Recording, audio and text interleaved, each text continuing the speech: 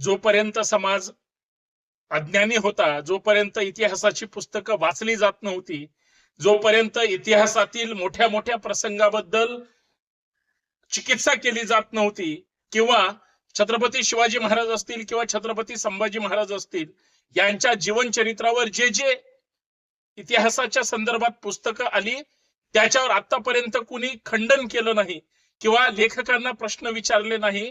म्हणून विश्वास पाटील आणि त्यांच्यासारखे असंख्य कल्पना विस्तारातून इतिहास मांडणाऱ्या लोकांनी छत्रपती शिवाजी महाराज असतील, छत्रपती संभाजी महाराज असतील यांची पुस्तकातून जाणीवपूर्वक बदनामी करण्याचा प्रयत्न केला.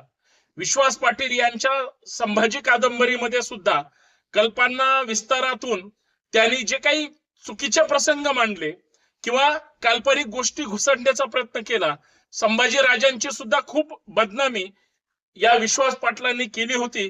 संभाजी ब्रिगेडच्या वतीनं आम्ही पहिल्या दिवसापासून आजपर्यंत आक्षेप घेत आलो, परंतु सरकारनं नेहमी विश्वास पाटलांना संरक्षण दिलं, प्रशासनाने संरक्षण दिलं.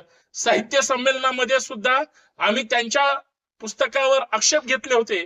संभाजी ब्रिगेडचे प्रदेशाध्यक्ष मनोज आखरे साहेबांच्या नेतृत्वाखाली साताऱ्यामध्ये आंदोलन सुद्धा करण्यात आलं. मग एवढ्या होऊन सुद्धा विश्वास पाटलांचे लाड करण्याचं काम साताऱ्यातल्या सगळ्या सत्ताधारी पक्षाच्या नेत्यांनी केलं, त्यांना संरक्षण दिलं. आज विश्वास पाटलांनी जे सत्य महाराष्ट्रासमोर मांडलं की छत्रपती संभाजी महाराजांचा जो मृत्यूचा काळ आहे त्याच्यात त्यांनी जे प्रसंग मांडले ते कल्पना विस्तारातून, म्हणजे छत्रपती संभाजी महाराजांना बदनाम करण्याचा प्रयत्न, चुकीचा इतिहास मांडण्याचा प्रयत्न फक्त विश्वास पाटीलच नाही, विश्वास पाटलासारखे असंख्य मनुवादी लोक आहेत ज्यांनी तथाकथित सनातनी विचारधारेची सुपारी घेऊन अशा पद्धतीच्या बदनाम्या करण्याचं काम केलेलं आहे. म्हणून संभाजी ब्रिगेडच्या वतीनं विश्वास पाटलांना या माध्यमातून इशारा देऊ इच्छितो, तात्काळ महाराष्ट्राची माफी मागून संभाजी नावाची कादंबरी ते पुस्तक मागे घ्यावं. कारण तुमची चूक तुम्ही मान्य केली, आयोगासमोर मान्य केली.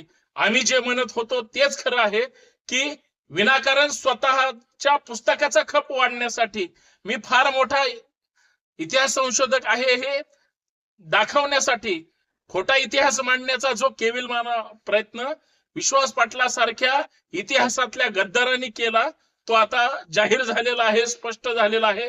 विश्वास पाटलांनी नैतिकता जर थोडी जरी असेल तर माफी मागावी.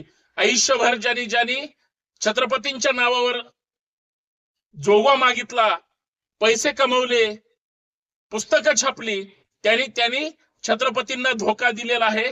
कारण खरा इतिहास मांडण्याची कुणाचीही हिंमत नाही. जाणीवपूर्वक कल्पना विस्तारातून इतिहास मांडून त्यांनी इतिहासाची बदनामी केली. विश्वास पाटलांनी हे सिद्ध करून दाखवलं. आता महाराष्ट्रासमोर नाक घासून माफी मागितल्याशिवाय संभाजी ब्रिगेड विश्वास पाटलांना सोडणार नाही, हे या माध्यमातून इशारा देऊ इच्छितो.